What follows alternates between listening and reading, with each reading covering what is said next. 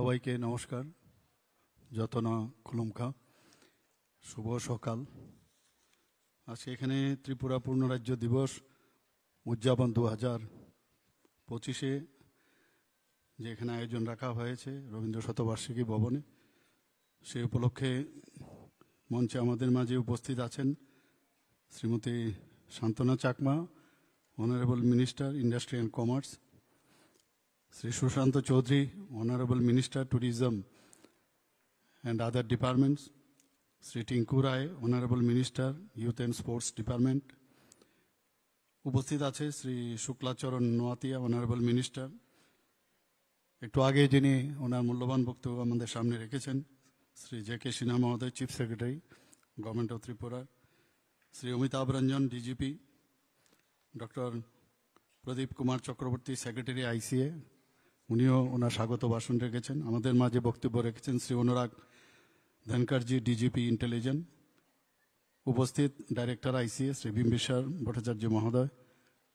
এখানে উপস্থিত অন্যান্য সিনিয়র অফিসার থেকে শুরু করে অন্যান্য যারা আধিকারিকরা, কর্মচারীরা এখানে উপস্থিত আছেন।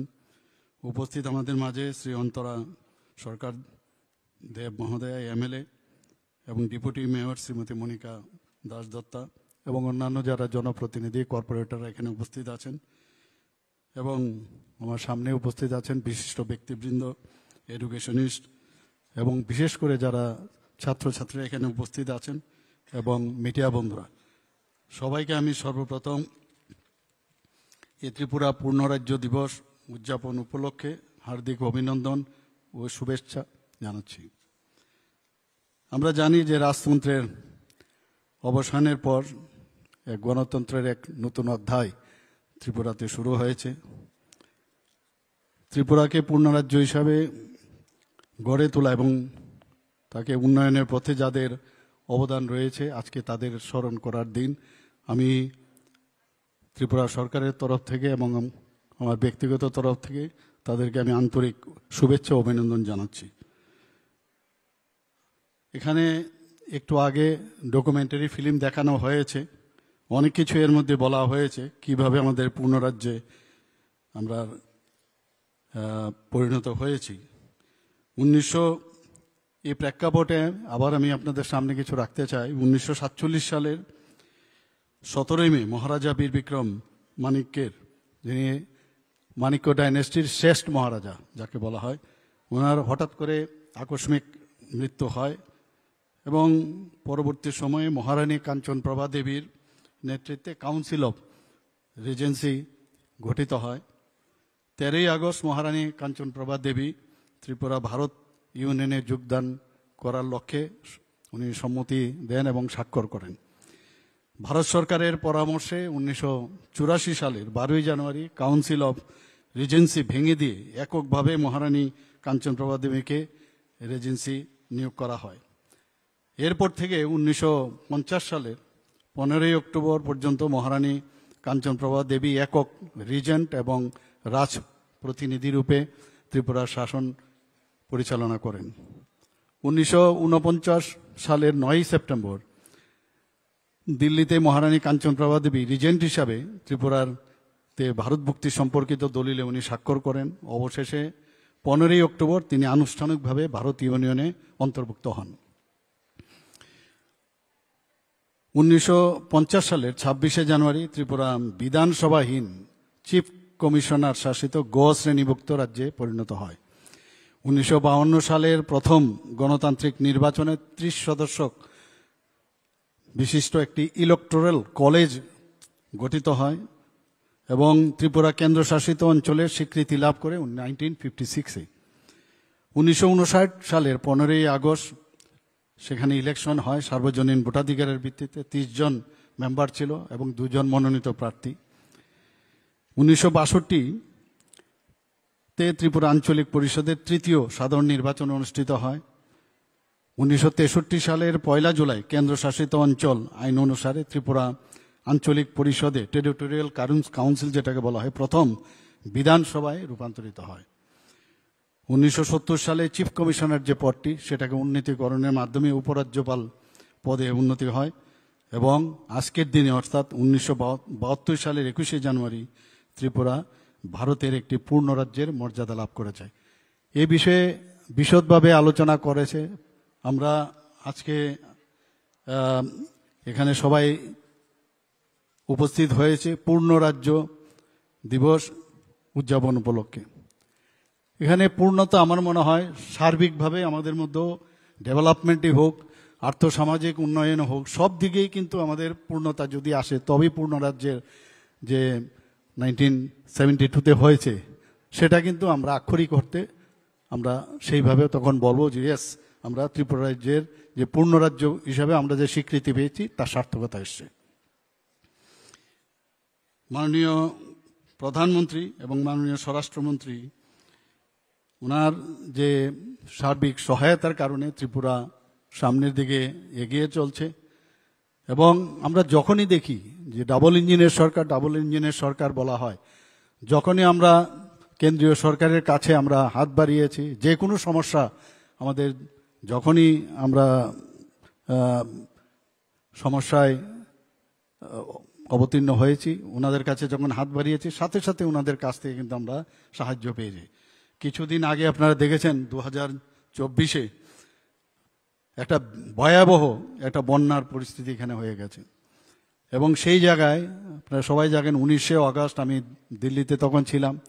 সেখান থেকে 19 থেকে প্রায় এখানে 3 দিন ধরে 4 দিন ধরে এখানে মানে বিরাট ক্ষয়ক্ষতি হয়েছে। আমি এসেই দিল্লির থেকে এসে সাথে সাথে আমি চিফ সেক্রেটারি মহোদয়ের সাথে এবং অন্যান্য আধিকারিকদের সাথে আমি মিটিং করি। এবং পরের দিন ভেবেছিলাম যে যেসব জায়গায় বিশেষ করে সাউথে যাব, কিন্তু সকালে তৈরি হয়েছি বললো যে এত বৃষ্টি যে বগাফার মতো জায়গার মধ্যে 600 মিলিমিটারের উপরে সেখানে বৃষ্টিপাত হয়েছে। ভাবা যায় না এত বৃষ্টিপাত আমরা কোনোদিন ত্রিপুরাতে আমরা দেখিনি। তারপরেও আমরা সাথে সাথে দিল্লিকে যখন জানালাম তখন ওনারা হাত বাড়িয়ে দিয়েছেন। আমি যেটা বললাম যে যখনই কোনো সমস্যা হয় দিল্লির সাথে আমরা যোগাযোগ করলে আমরা কিন্তু সেই সাহায্যটা পাই। আমাদেরকে স্বরাষ্ট্রমন্ত্রীজির সাথে কথা বললাম, মাননীয় স্বরাষ্ট্রমন্ত্রীজির সাথে কথা বলার পর আমাদের যশস্বী প্রধানমন্ত্রী নরেন্দ্র মোদীজির সাথে কথা বললেন সব দিকে আমরা সাহায্য করব।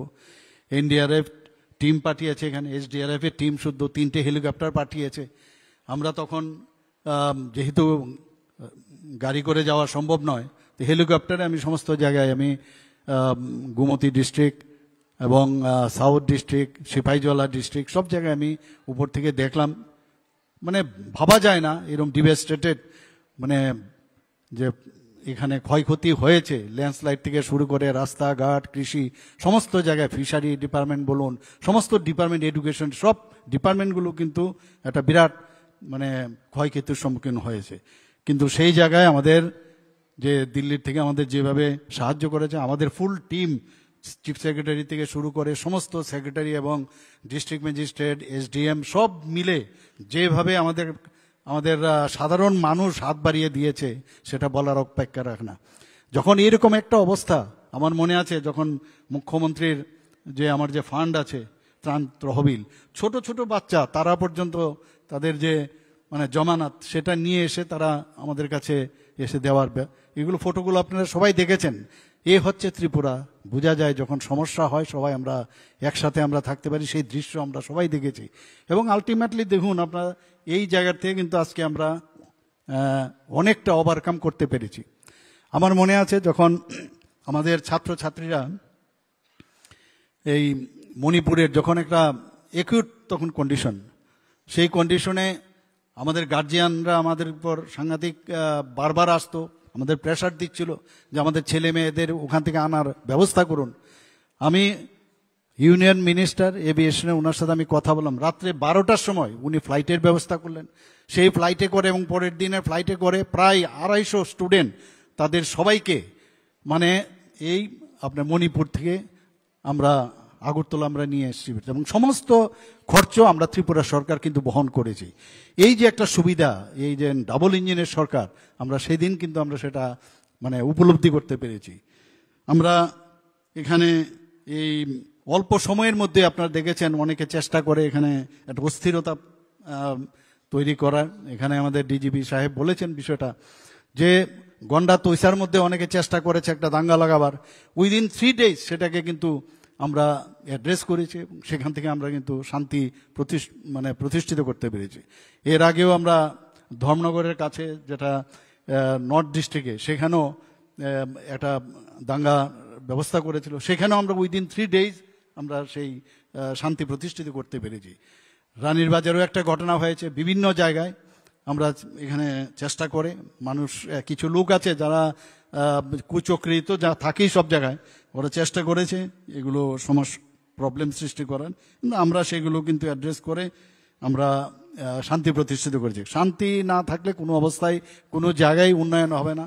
আমরা ট্যুরিজম নিয়ে এত কথা বলি, এখানে ট্যুরিজম মিনিস্টার আছেন, বাইরের থেকে মানুষ যখন দেখে যে এমন একটা রাজ্য যেখানে গেলে কোনো চিন্তা নাই, ভয় নেই, তাহলে ট্যুরিস্টের যে তাদের এখানে আসা, সেটা কিন্তু তার মাত্রা কিন্তু অনেক বেশি বাড়বে। এবং আমরা দেখেছি এই কয়েক বছরের মধ্যে ত্রিপুরাতে প্রচুর ট্যুরিস্ট কিন্তু এখন আসছে।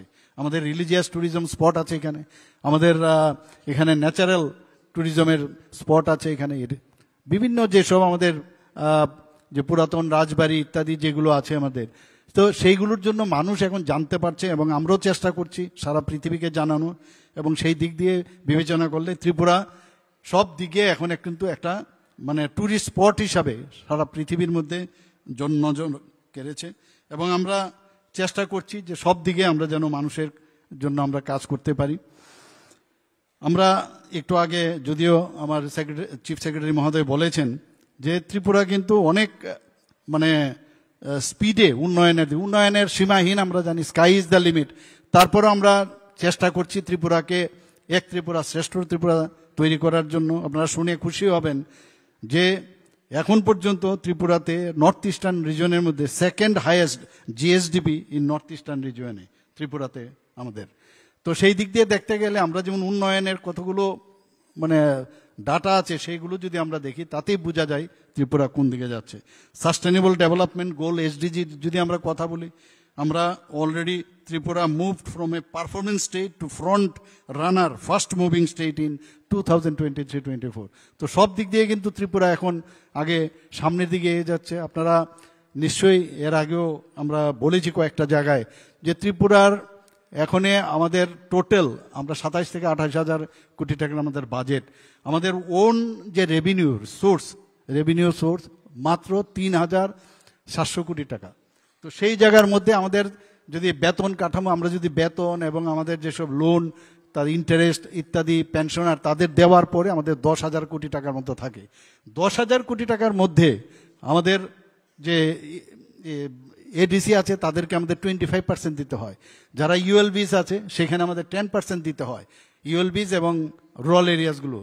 এর মধ্যেও আমরা যত ডেভেলপমেন্টের ওয়ার্ক আমরা করে যাচ্ছি, কারণ বিভিন্ন স্কিমে আমাদের দিল্লির থেকে টাকা আসছে, আমরা সেইভাবে আমরা এডিসিকে দিচ্ছি, বিভিন্ন আমাদের স্টেটের ডেভেলপমেন্টের করছি।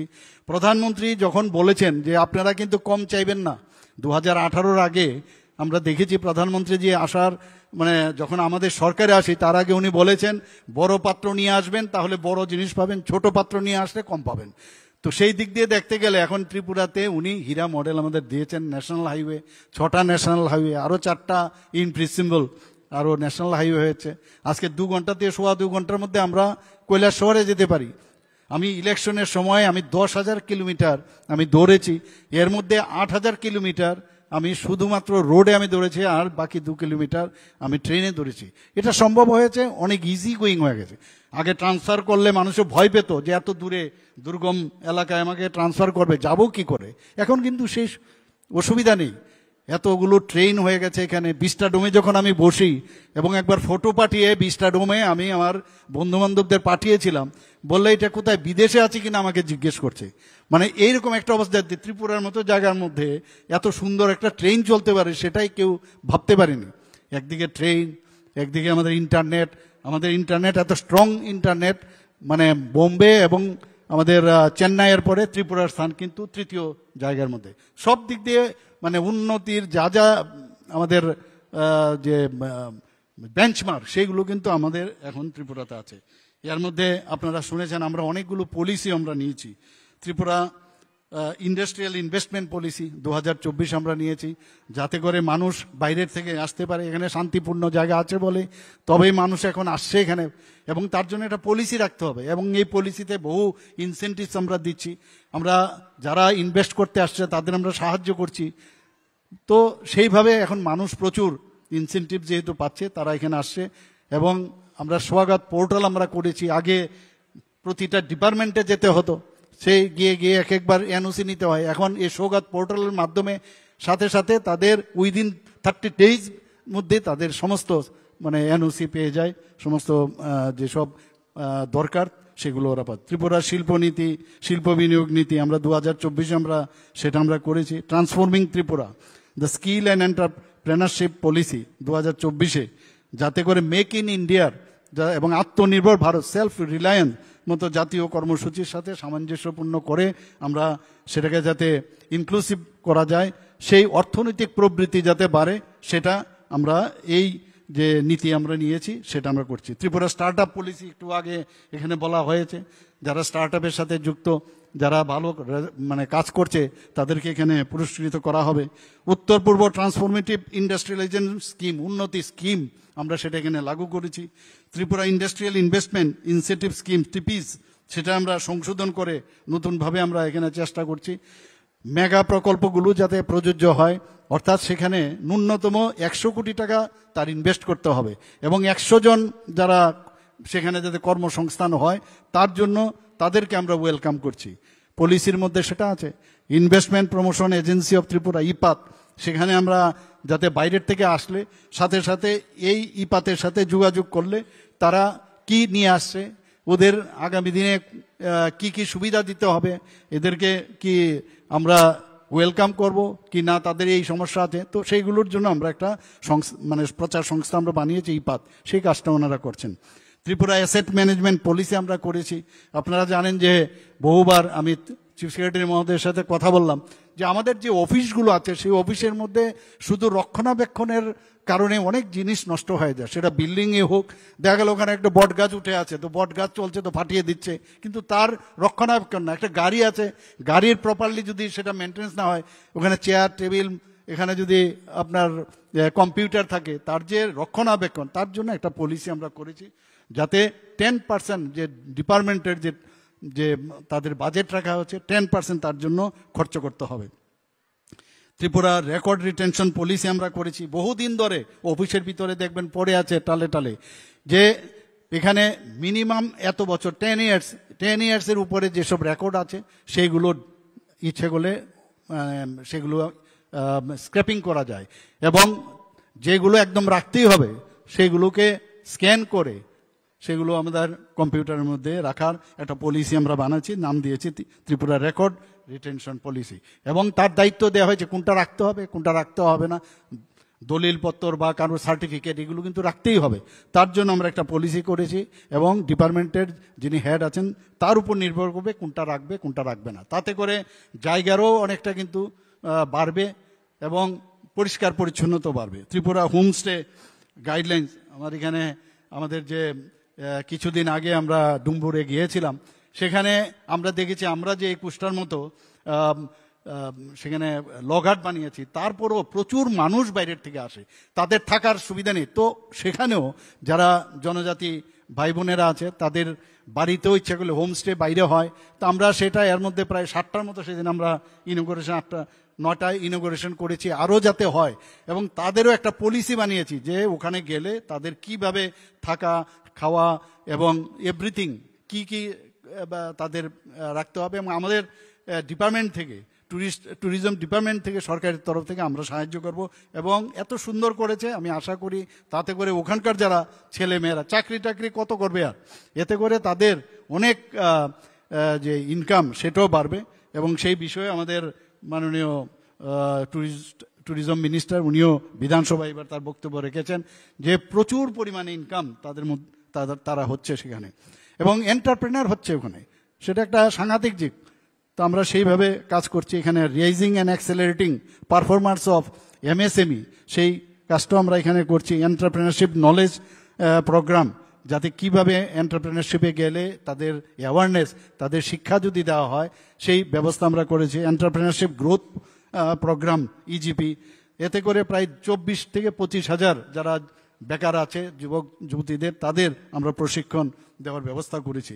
মুখ্যমন্ত্রী নগর উন্নয়ন প্রকল্প আপনারা দেখেছেন, এর মধ্যে মুখ্যমন্ত্রী নগর উন্নয়ন প্রকল্প নামে একটি কর্মসূচি চালু আমরা করেছি।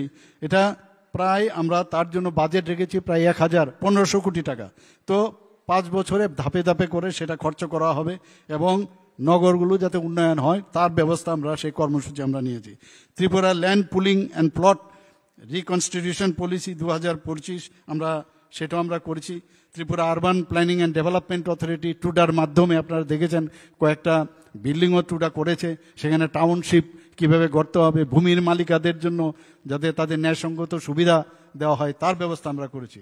অ্যাফোর্ডেবল হাউজিং পলিসি 2025 ত্রিপুরা, সেটাও আমরা এখানে করেছি। সাশ্রয়ী আবাসন উদ্যোগ, যাতে দুর্বল শ্রেণী যারা আছে তাদের জন্য যাতে অ্যাফোর্ডেবল ঘর বানানো যায়, তাদের নিম্ন আয়ের যারা, তাদের সেই ব্যবস্থা আমরা করেছি।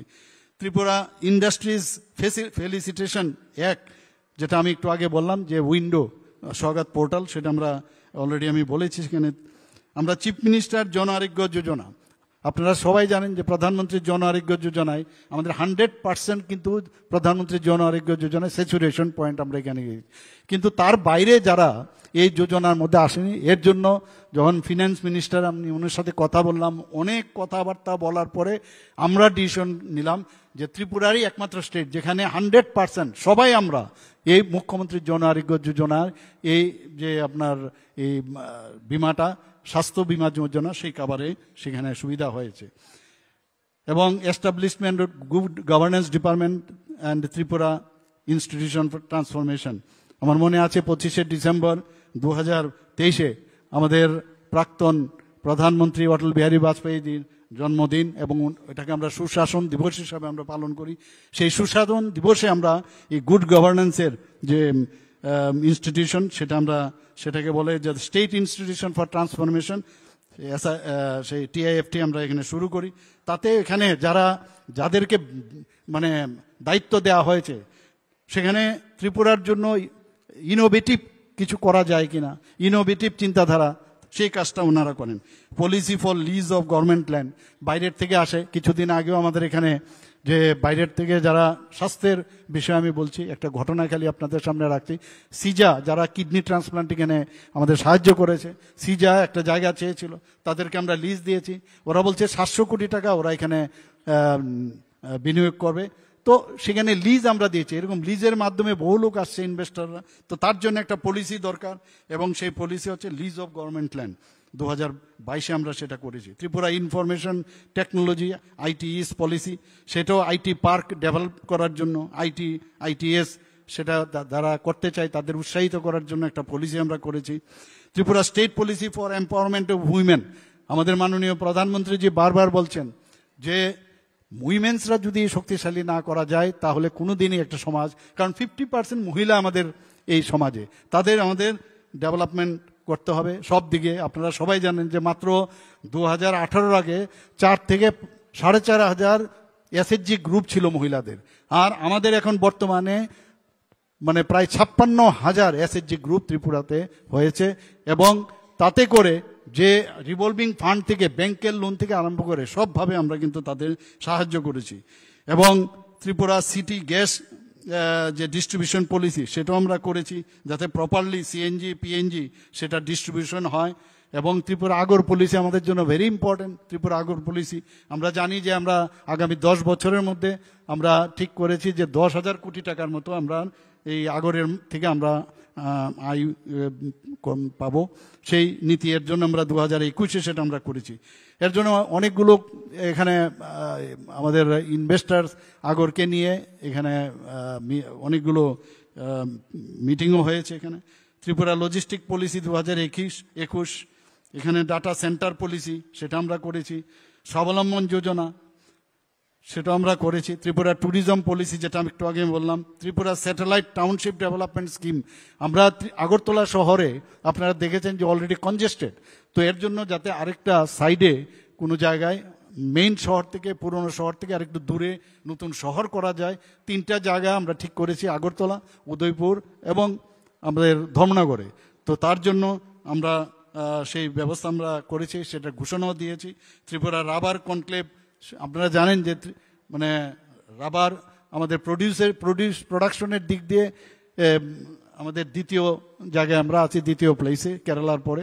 তো এটা নিয়েও আমাদের একটা বিরাট আর্থসামাজিক উন্নয়ন, বিশেষ করে যারা জনজাতি ভাই বোনেরা আছে তাদের জন্য বিরাট সুযোগ আসছে। টি অকশন সেন্টার, আমাদের অনেক সময় বাইরে গিয়ে টি বিক্রি করার জন্য আমরা বাইরে গিয়ে অকশন করতে হতো। এখন আমরা কিন্তু ত্রিপুরা অকশন টি সেন্টার আমরা ত্রিপুরাতেই করেছি এবং 14ই মার্চ 2024 এটা চালু করা হয়েছে। এর মধ্যে আমাদের এখানে আপনারা সবাই জানেন যে আমাদের যে আইটিআইগুলো আছে, এখানে প্রায় 19টা আইটিআই আছে। তো 19টা আইটিআইয়ের মধ্যে এত জরাজীর্ণ অবস্থা ছিল, এখানকার আমাদের স্টুডেন্টরা কিন্তু পড়তেই যেত না। এখন আমরা যে টাটা টেকনোলজির সাথে আমরা একটা মৌ করেছি, তাতে করে সেখানে একদম কম্পিউটার বেসড মডার্ন যেসব ফেসিলিটিস তারা সেখানে থাকবে। তাতে করে 700 কোটি টাকার মতো আমরা সেখানে বিনিয়োগ করব, আমরাও কিছু করব, ওনারাও করবেন। এবং ওনারা আমাদের সাথে যে মৌ করেছে, প্রতি বছর 5000 সেখান থেকে আমাদের ছেলেমেয়েরা সেখান থেকে বেরিয়ে আসবে এবং 100% তাদেরকে বলছে যে ওনারা অ্যাবজর্ব করবেন। শুধু ত্রিপুরাতে নয়, শুধু ভারতবর্ষে নয়, বিদেশেও তাদেরকে অ্যাবজর্বেশন করবেন।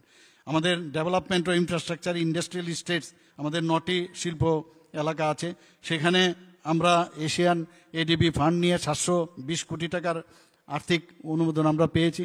কারণ ইন্ডাস্ট্রিয়াল এরিয়াতে যদি ইনফ্রাস্ট্রাকচার ডেভেলপ না হয় তাহলে কিন্তু বাইরের থেকে কোনো অবস্থায় মানুষ আসবে না। সেই দিক দিয়ে এখানে আমরা বলছি যে সম্পূর্ণতা যদি না আসে, আজকের দিনে এগুলো কিন্তু আলোচনা এর জন্য প্রয়োজন, খুবই প্রয়োজন। অনেকে এই বিষয়ে কিন্তু খবরও অনেকে জানেন না। তো আমার মনে হয় আজকের যখন এই প্ল্যাটফর্ম আমি পেয়েছি, আমি কেন না আলোচনা আমি রাখবো। এখানে মুখ্যমন্ত্রী বিএড অনুপ্রেরণার জন্য, আপনারা জানেন 2018-19 সালে 5 বছরের জন্য এটা চালু হয়েছিল।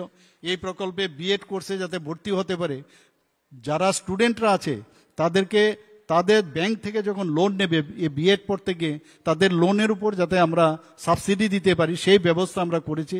এর মধ্যে প্রায় 796 জন স্টুডেন্ট এতে লাভান্বিত হয়েছে। Chief minister special scholarship to Divyangjan, তাদের জন্য আমরা একটা প্রকল্প আমরা করেছি। মুখ্যমন্ত্রী কন্যা আত্মনির্ভর যোজনা, সেটাও আমরা করেছি। লক্ষ্য chief minister special scholarship for UPSC aspirant, আমরা ত্রিপুরার থেকে আইএস, আইপিএস বা আইএফএস কিন্তু খুব কম হয়, তাদেরকে আমরা মানে উৎসাহ দেওয়ার জন্য এই প্রকল্প আমরা এনেছি। এর মধ্যে প্রায় আমরা অনেকজন আমরা যারা পরীক্ষা দিয়েছে, মেইন যারা পরীক্ষা পাশ করেছে তাদেরকে 5 লক্ষ টাকা করে দিয়েছি। আপনারা নিশ্চয়ই আমার ফেসবুকে আপনারা দেখেছেন, পত্রপত্রিকায় দেখেছেন। এবং যখন ওনারা থিওরিতে বসবেন সেখানে তার জন্য আরও প্রায় 20,000 টাকার মতো তাদেরকে সাহায্য করা হয়েছে। মুখ্যমন্ত্রী কন্যা আত্মনির্ভর যোজনার মধ্যে আমরা 100 জন মেধাবী ছাত্রীকে আমরা স্কুটি প্রদান করব এবং সেটাও আমরা এর মধ্যেই আমরা চালু করব। মুখ্যমন্ত্রী ফসল বীমা যোজনা, আমরা মুখ্যমন্ত্রী ক্রীড়া উন্নয়ন প্রকল্প, এখানে আমার স্পোর্টস মিনিস্টার সাহেব এখানে আছেন। আমরা এতগুলো জায়গার মধ্যে স্পোর্টস ইনফ্রাস্ট্রাকচার এত ডেভেলপ করেছি, আমি যদি সবগুলো বলি তাহলে এখানে শেষ করা যাবে না। মুখ্যমন্ত্রী স্টেট ট্যালেন্ট সার্চ প্রোগ্রাম আমরা করেছি, যারা মহিলা ক্রীড়াবিদরা আছে তাদেরকে সর্বোচ্চ 5 লক্ষ টাকা পর্যন্ত যাতে সাহায্য করা যায়। কারণ অনেক মহিলা আছে তারা ভালো রেজাল্ট করে ইন্টারন্যাশনালি, ন্যাশনালি, এসে বলছে যে আমাদের আগামীতে আমরা আর কি করে খেলাটা সামনের দিকে আমরা এগিয়ে যাব। তো আমি আমার যিনি স্পোর্টস মিনিস্টার আছে ওনার সাথে কথা বলার পরে আমরা এই 2023-24 এই কাজটা আমরা শুরু করেছি। মুখ্যমন্ত্রী প্রতিভাশালী পুরস্কার প্রকল্প, সেটাও আমরা করেছি। মুখ্যমন্ত্রী প্রাণী সম্পদ বিকাশ যোজনা, সেটা আমরা করেছি। মুখ্যমন্ত্রী উন্নত গোধন প্রকল্প, মুখ্যমন্ত্রী চা শ্রমিক কল্যাণ প্রকল্প, মুখ্যমন্ত্রী নগর উন্নয়ন প্রকল্প, chief minister scholarship for achiever towards higher learning CM7, সেটাও আমরা করেছি। আমি পুরো ডিটেলস আমি যেতে চাইছি না। Chief minister meritorious awards for children for Tripura police and TSR personnel, মুখ্যমন্ত্রী মৎস্য বিকাশ যোজনা। আমাদের এখানে কিন্তু এখন ফিশারির দিক দিয়ে যদি কথা বলি, এখন অনেক দিক দিয়ে কিন্তু অনেক বেশি ডেভেলপ হয়েছে। মুখ্যমন্ত্রী পোষণ অভিযান, মুখ্যমন্ত্রী মাতৃপুষ্টি উপহার, চিফ মিনিস্টার মেরিট অ্যাওয়ার্ড, মুখ্যমন্ত্রী সামাজিক সহায়তা প্রকল্প আপনারা জানেন যে অলরেডি আরও 30,000 আমরা সামাজিক পেনশন আমরা এই নামে আমরা দিয়েছি। তো সব দিক দিয়ে আমরা চাই যে আমরা আজকের দিনে আমি এই কথাটাই বলবো যে এক ত্রিপুরা শ্রেষ্ঠ ত্রিপুরা, এক ভারত শ্রেষ্ঠ ভারত, সেটা তবেই সম্ভব হবে। এখানে আলোচনা হচ্ছিল যে ত্রিপুরার চিফ সেক্রেটারি মহোদয় বলছিলেন ত্রিপুরা মাত্র 10,500 বর্গ কিলোমিটারের একটা আয়তন, তার থেকে অন্যান্য ছোট ছোট যে আমাদের কান্ট্রি আছে সেখানে তাদের জিডিপি অনেক বেশি স্ট্রং। তো সেখানে মাননীয় প্রধানমন্ত্রীজি 2014-তে যখন প্রধানমন্ত্রীর দায়িত্ব নিলেন, উনি আগে আমরা দেখেছি যে আমাদের স্বর্গীয় প্রধানমন্ত্রী অটলজি বলেছেন যে যে নর্থ ইস্টকে আমাদের দেখে রাখতে হবে। তো সেই জায়গায় উনি বলছেন দেখা না করতে হবে, অ্যাক্ট ইস্ট পলিসি আমাদের মাননীয় প্রধানমন্ত্রী নরেন্দ্র মোদীজি বললেন। এবং এইবারে আমারও জানা ছিল না, এখানে এবার যে আমাদের 72nd এনইসির যে প্লেনারি সেশন হলো, সেখানে আমাদের মাননীয় স্বরাষ্ট্রমন্ত্রী বলছেন পুরো 8টা যে আমাদের স্টেট আছে নর্থ ইস্টার্ন জোনে, সেই 8টা নর্থ ইস্টার্ন রিজনের যে 8টা স্টেট আছে তার আয়তন উত্তরপ্রদেশের ডাবল। মানে যে কারণে আমরাও জানা ছিল না, শুনে আমরা অবাক হয়ে গেলাম। এবং যে সূর্যোদয় কিন্তু নর্থ ইস্টেই প্রথমে শুরু হয় অরুণাচল প্রদেশ থেকে। আমি নিশ্চিত যে আগামী দিনে যেটা মাননীয় প্রধানমন্ত্রীজি বারবার বলছেন, নর্থ ইস্ট যদি ডেভেলপ না হয় ভারতবর্ষ কোনো অবস্থায় ডেভেলপ করবেন না। তো আগামী দিন এই নর্থ ইস্ট রিজন থেকেই আপনি দেখবেন যে আর্থিক যে আমরা এখন 5ম স্থানে আছি, 3য় স্থানে যাওয়ার জন্য চেষ্টা হচ্ছে। এখান থেকেই এই জিডিপির যে বৃদ্ধি এই নর্থ ইস্টার্ন রিজন থেকে শুরু হবে। সবাইকে আজকের আবার এই যে আজকে আমরা ত্রিপুরা পূর্ণরাজ্য দিবস উদযাপন অনুষ্ঠান এখানে করছি, এখানে উপস্থিত থাকার জন্য এবং আপনাদের মাধ্যমে সমস্ত ত্রিপুরাবাসীকে হার্দিক অভিনন্দন শুভেচ্ছা জানিয়ে আমি আমার বক্তব্য শেষ করছি। নমস্কার, জয় হিন্দ। ধন্যবাদ জানাই।